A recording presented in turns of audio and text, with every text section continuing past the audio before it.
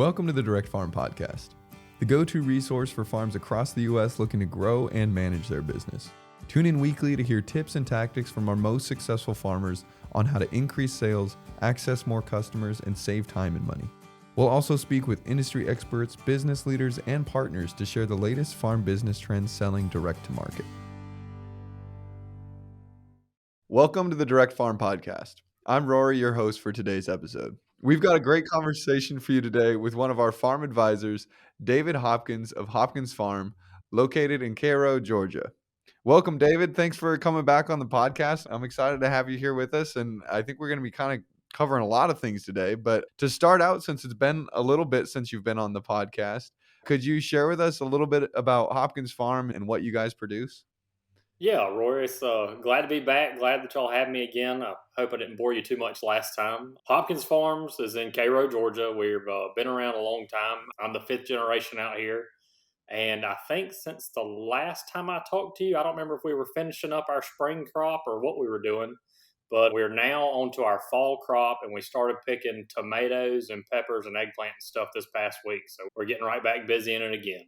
Awesome. Well, so what was it that led you into, and I know we talked about this a lot in the last podcast, but what was it that really led you guys into going this direct to consumer route and selling your products direct to consumer?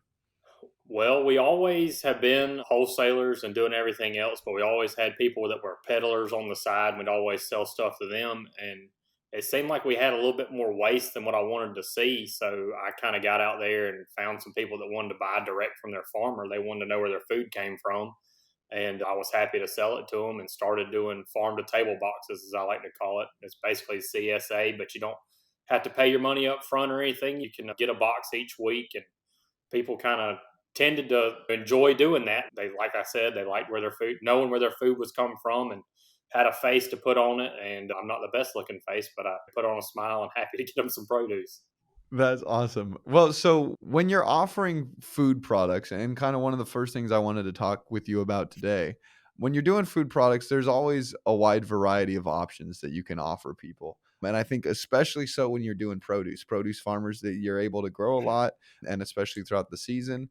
And so you can offer your customers a lot of different options. However, Hopkins Farms, you guys have pretty much always kept it to just a few items in your online store. I think I looked the other day, and I think you guys currently have 9 items in there.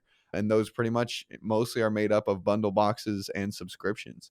So I guess to start out, does limiting the amount of options a customer have you guys found that helps you actually increase sales? I'd say so. I mean, it's, kind of keeping it simple makes it a little bit easier, a little faster, streamlined through the store. Like you said, being a produce farmer, we can grow a lot of different stuff, and we actually do anything that my dad even sparks a little bit of interest in. We have probably 40 different crops that we grow twice a year. So keeping up with that's enough of a headache, much less trying to do the individual stuff by the piece. We allow them to do some substitutions. Say you don't eat eggplant. We grow a lot of eggplant and we enjoy it. But if you don't enjoy it, we're happy to take that off. And if you want to add more of another item that we have in the box that week, we're happy to make that substitution for you. But just trying to keep it more streamlined to where I got a box, I got 9 items going in it every week. I could do a box with, if you wanted just tomatoes, we'll sell you a box of just tomatoes too. It's just special requests that we kind of go with. Yeah, and I know, like, I've listened in or sometimes get to hear our account managers on their calls, and one of the things they share a lot is that when there are fewer items available, it's a little bit easier for people to make that purchase decision rather than taking the time to scroll through all the pages of your inventory. I know sometimes that can be really overwhelming for folks if they're, having to click through all these different pages to look for the one thing that they're trying to get, especially if they're scrolling through things that they might not even know what those products are or how they can use them. Yeah, like I was saying, I mean, 40 different types. If we had all those individually listed, it would be somewhat of a nightmare come box day, delivery day, trying to pack all those up. Like, oh, I got to run over here and get a handful of this pepper, or, they didn't want this. And then trying to keep it all organized when we're out doing deliveries, it'd be a lot tougher on us. But in the future, it could be something that we need to lean more towards just to keep our customers happy and make them coming back for more, really. Does I know you mentioned it kind of helps streamline operations. How does it do that? How is this easier for you guys? And have you tried other systems that have been more work that kind of have led you to lean on this way? Be honest with you, I hadn't tried doing by the piece or by, this person wants a handful of tomatoes and a pepper and this three items or whatever, just to keep it more simple. I just, before I came in here, I made a call because they're starting to load the truck to go to the farmer's market tonight with the stuff we picked today. And I told our guy that loads the trucks, I said, you need to save me this many tomatoes, this many boxes of pepper, this many boxes of eggplant. So I have all that stuff ready for me in the morning when I'm packing boxes. So I don't have to, go get, I just need 20 of these pepper, then I busted open a box and I'm not going to use the whole thing. And I feel like it's wasting more than it would do good at the moment. Yeah. Yeah, definitely. How do customers typically respond, or what has been the general response since you guys started doing this offering, I guess, that you guys have in the store, and how you have prioritized bundles and subscriptions? How do people kind of react to those? I think of people, they've enjoyed the offering that we've given them with the bundles. We change up the produce as much as we can. When it's in the heart of our busy season, you're pretty much guaranteed to get tomatoes, pepper, and squash or something because we're picking that. And I'm going to definitely put what I got in there first. And then I think they've enjoyed that. They hadn't had too many trouble. And like I was saying, with the subscriptions, they keep coming back and they either forget to cancel it or they're enjoying it enough that they want to keep going. So we just keep letting it ride. Yeah. That's awesome. I know you mentioned you guys sometimes do one-off if somebody's asks for just a box of tomatoes, or if somebody says they don't want eggplant. How do you guys kind of handle those inquiries about à la carte options or customizations? And is that something, I guess, that you're trying to move away from? Oh no, I'm not trying to move away that from that at all. I love people that want a whole box of something. That's fairly easy. We're selling it to everybody else, so they're more than welcome to buy it too. Anywhere we can get a box sold that we might not sell otherwise is money ahead for us, so we're happy to do it. I don't mind people buying anything by the whole box. It's actually great. Yeah. What about, do folks ever reach out and they give you like a specific order? Like, I want 5 tomatoes, I want this many of this, I meant this many of this. How do you kind of deal with those inquiries? Do you ever get them, or do you just kind of direct them towards those bundles? We do get those, and then we try to explain to them how we're doing things and that we'd be happy to make special requests and fulfill those orders for them. But if you want just three items, you're still going to pay $30. You're still going to get a lot of those three items. So the price is pretty much going to stay the same because I have to sell the stuff and I Mhm. have to have the help me pack them and everything. So I got to kind of stick to my guns a little bit and try to talk them into doing something like that.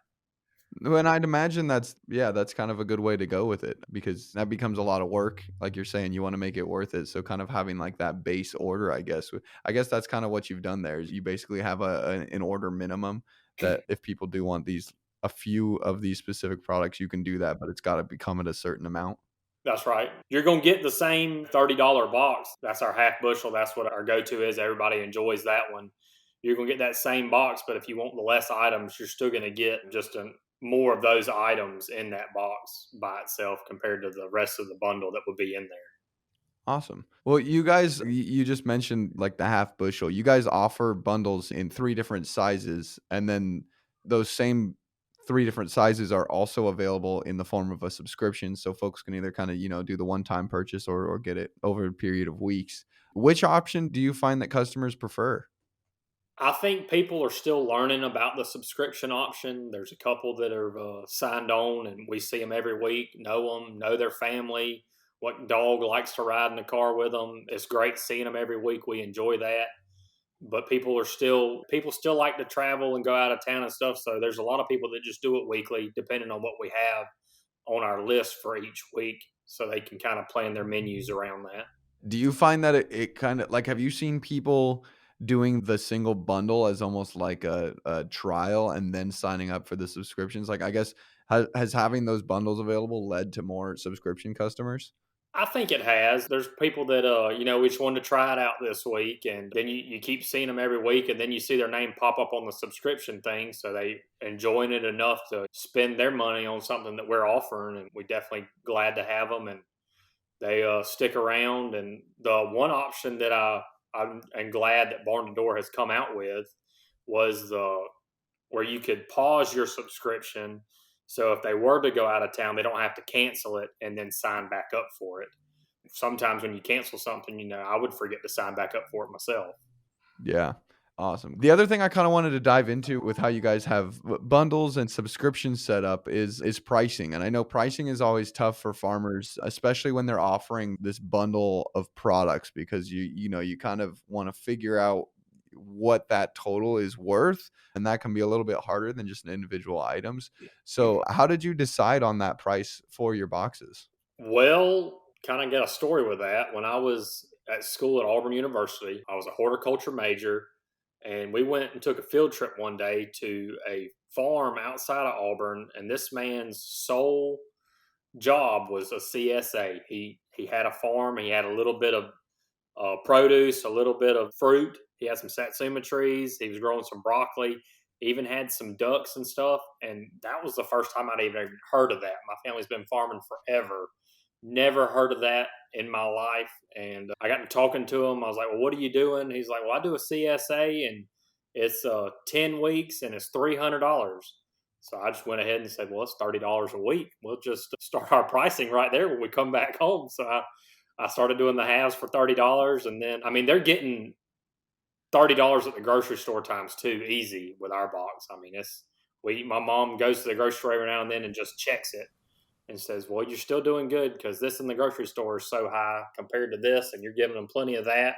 We're selling this stuff every week, so we kind of know how much we're going to get for a box of tomatoes and how much for a box of pepper and stuff like that. So I kind of have an idea, and I hadn't changed my price since I started.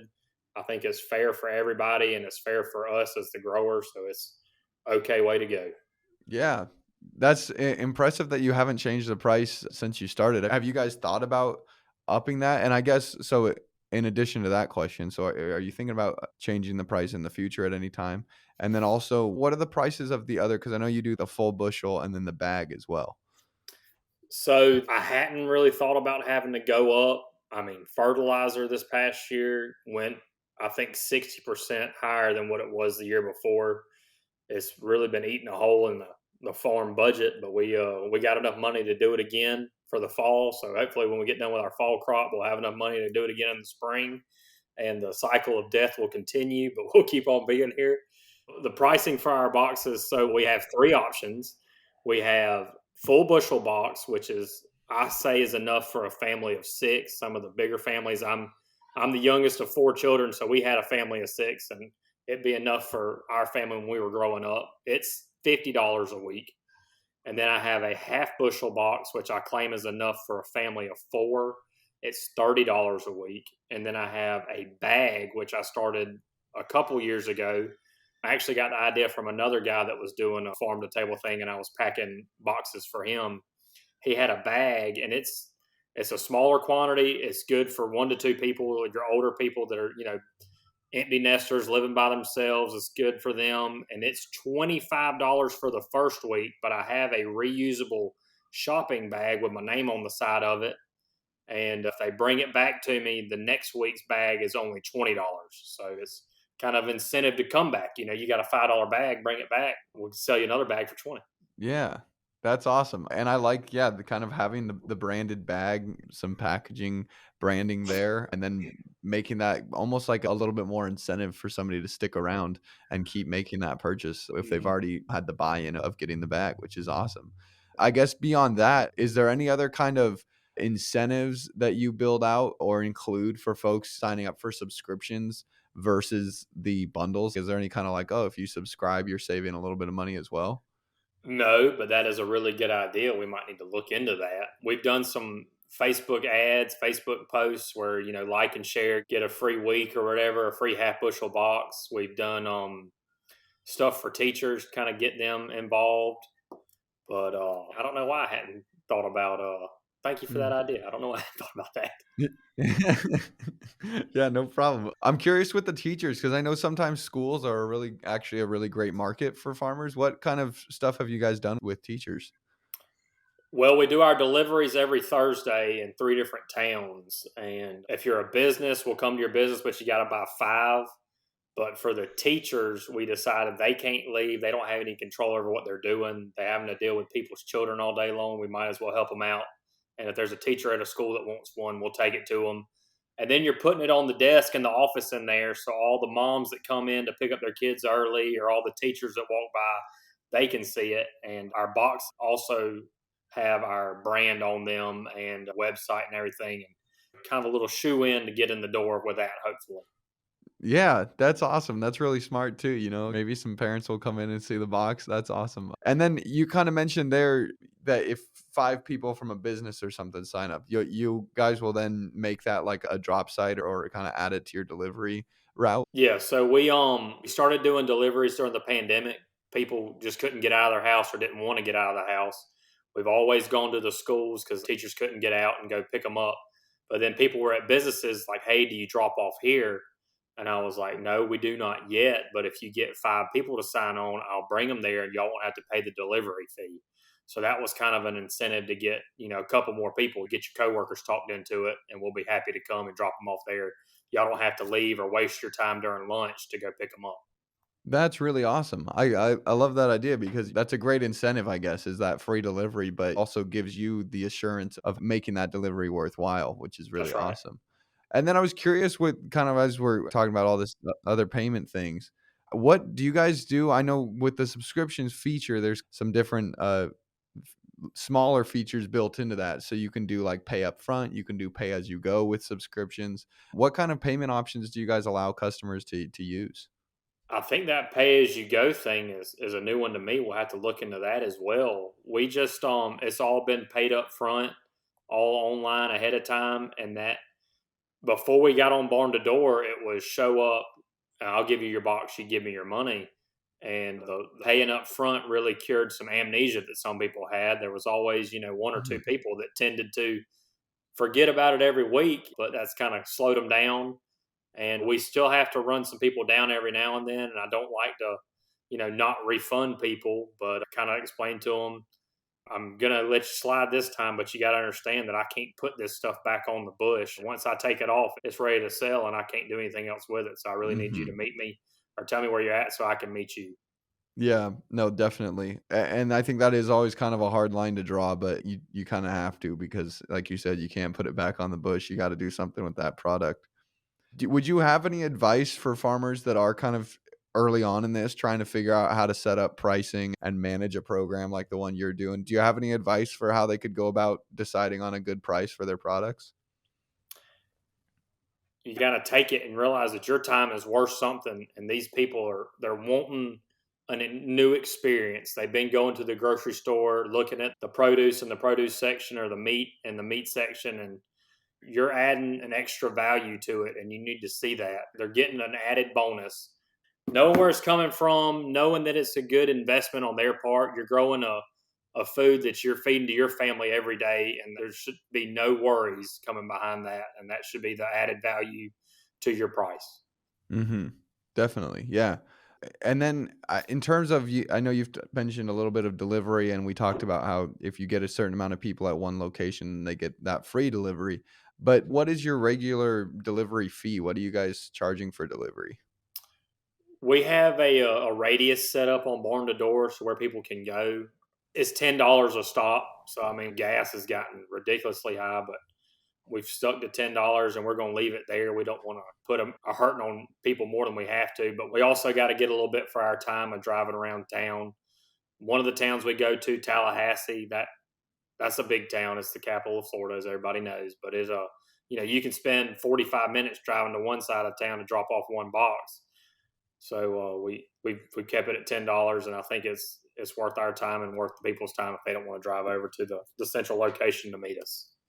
Yeah, definitely. And has that fee always it's always been $10? You guys have kind of kept that the same? And if so, have you guys thought about raising that? Because I know gas prices have gone up a lot. And as you've kind of said, your program has grown too, which I think probably means more deliveries.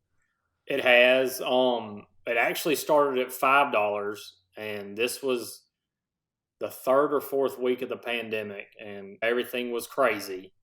And I think one week we got over 150 or 200 Hmm. something stops, so it was insane. And I said, we're going to have to weed out a couple of these stops. Let's put $10 on it. And I think next week we did the same thing. So I should have went up one more time, but I just kept it at 10. That's awesome. How have people kind of reacted to the delivery fee? Because I know sometimes people get upset about those, but from that story, it sounds like people are perfectly fine with the extra $5. Have you guys gotten any responses on the delivery fee? I think we had one person that was upset with it when we first started doing deliveries and ended up raising the price a little bit. She was living south of town in Tallahassee, and it was that one that was 30 minutes, 45 minutes out of the way. And when we were doing, like I said, 100, 150 stops and trying to get that many people, I'm not UPS. I don't have a big box truck to deliver all this stuff in. I had to recruit my mom, my brother, my wife, my dad, anybody that had a driver's license and a last name Hopkins was in a vehicle delivering boxes those weeks. And I think it was just that one person that was kind of upset about it, but we hated to see her go, but we were just doing the best we could at the time. Yeah, definitely. And I like that you brought on the whole team to help you guys manage the deliveries at the time. That's great. I think there's a couple things I really like that you said there. One being it's usually not a lot of people that are opposed to a delivery fee. I think people are pretty accustomed to those at this point. But also that you kind of earlier you talked about you make sure you're getting paid for the time. Why is charging a delivery fee been something that's been important for the operations of your business and specifically the operation of your delivery program? Well, I mean, you just have to realize that your time, besides all the blood, sweat, and tears you're putting into these crops, your time is worth something on top of that. So you're getting a little bit for picking it and growing it and harvesting it and getting it to the consumer.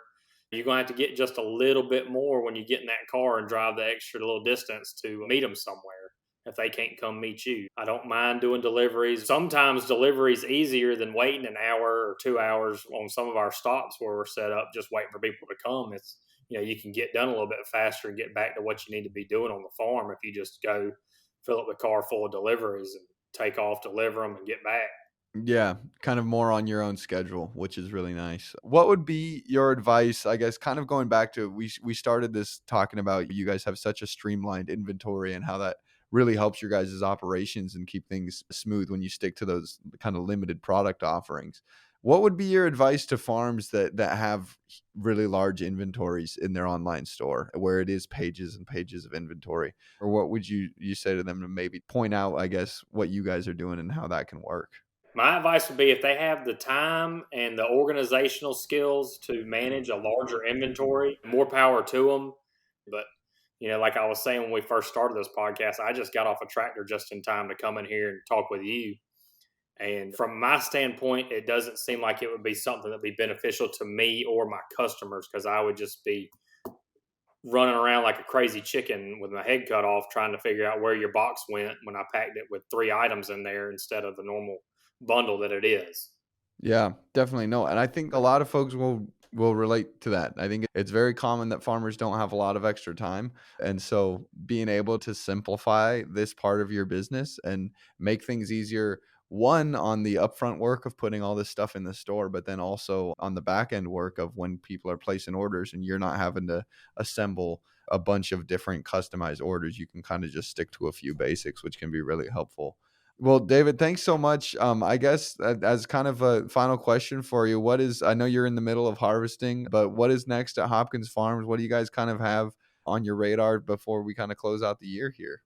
Well, like I said, we're about to finish up picking peanuts. We don't have any cotton this time. We got done with all our corn.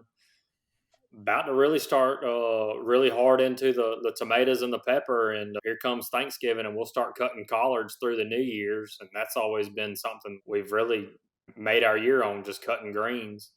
But in the future for Hopkins Farms, me and my brother have sat down and we really want to get direct to consumer meat business started up. And we have a bunch of cows. We got a butcher lined up. We're just trying to get all the pieces in place to start doing that, get all the government paperwork stuff out of the way, and just get on to where we can do something like that because we really enjoy the people and enjoy being able to support them and bring them stuff that they want and need. And people have been always asking me, when y'all gonna get some meat on this barn to door thing. So we hoping we can do that in the next year. That's awesome. That's really exciting, and I'll look forward to hearing you from that. We'll definitely have to have you back on to talk about the progress you guys are making there and even how that process works of getting all that set up. Thanks so much for joining us, David. I appreciate it. Thank you, Roy. Thank you for having me. I want to extend my thanks to David for joining us on this week's podcast episode. Here at Barn to Door, we're humbled to support thousands of farms across the country, including farms like Hopkins Farms. We're honored to get the opportunity to learn from these most successful farms who are sharing the tactics, the resources, and the tools they're using to grow and manage their farm business. If you would like to connect with David and any other farm advisors, you can attend Barn to Door Connect. So you can register for those weekly sessions at barntodoor.com/connect. For more information on Hopkins Farms, you can follow them on Instagram. Their handle is at Hopkins_farm to table. Thank you for tuning in. We'll see you next time. Thanks for tuning in. For more free farm resources, tips, and tactics that our most successful farms use to grow and manage their business, visit barntodoor.com/resources. Also, don't forget to subscribe to the Direct Farm Podcast to automatically download our weekly episodes. Thanks for listening, and we'll see you next week.